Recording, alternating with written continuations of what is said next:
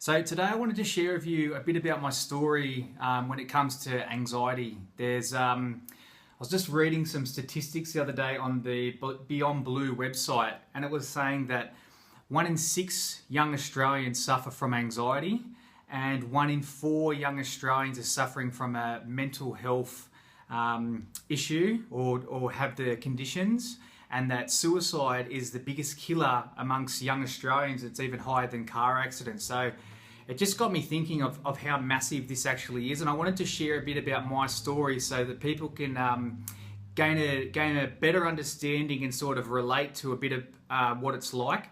So for me, the anxiety, it didn't start until probably my mid-20s. I never had it. I used to get nervous and have depression and low self-esteem, but anxiety in particular, I didn't get it until, probably mid-20s. I used to be able to have like a double shot coffee and go to sleep. Anxiety got me was when, so I used to go out and party a lot, take a lot of drugs, drink, all that kind of stuff. And it was probably like the day after. So when the drugs and the alcohol are leaving your body, was when I first started to notice the anxiety type feeling.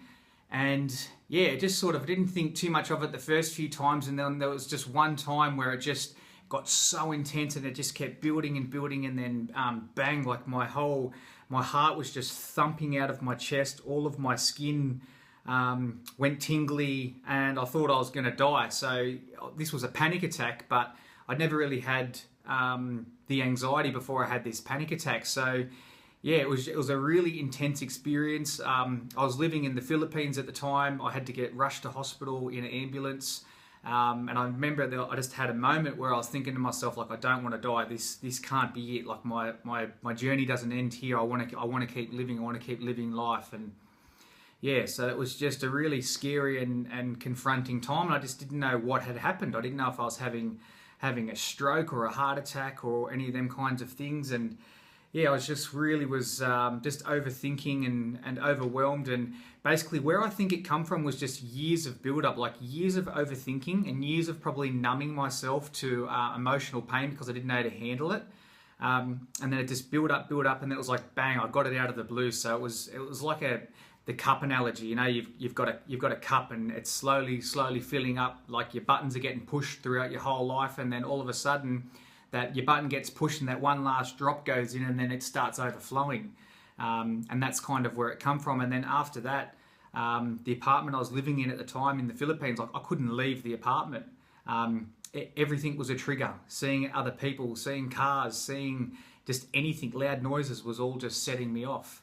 It was probably quite an intense and extreme situation to be in, but that was my version of it. So I ended up leaving the Philippines. Like basically my family had to come and save me and bring me back home. And I had another panic attack on the plane, which was just horrible, the worst experience. And I can see how people get on planes and want to jump off them while they're mid-flight because you're just convinced that you're going to die and you're trying to get out of that pain.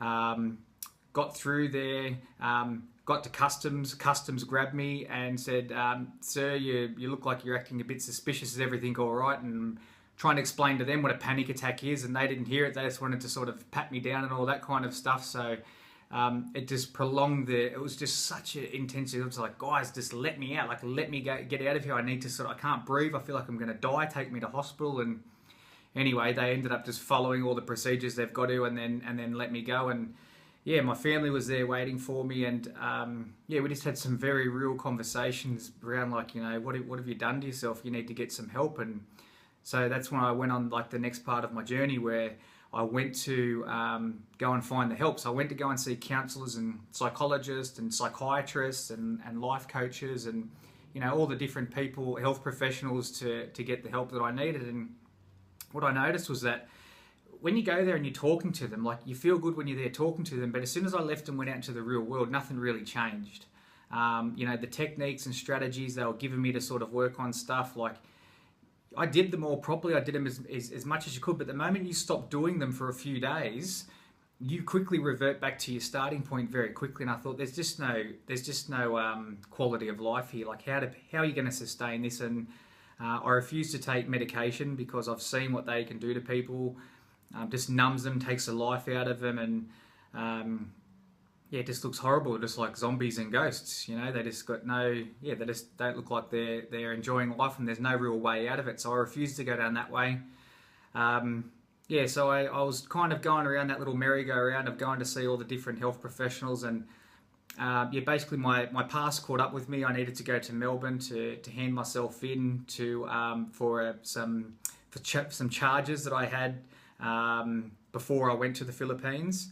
And when I got down there and handed myself in over those charges, the police were there waiting for me with some bigger charges, some drug-related charges, and I ended up doing 18 months jail time down there for drugs charges.